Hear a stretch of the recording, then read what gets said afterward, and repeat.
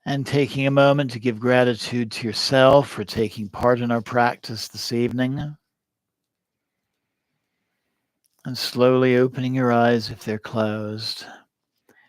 Namaste. Blessings always. Thank you so very much for joining me this evening. Jema, Jema, Jema. Thank you.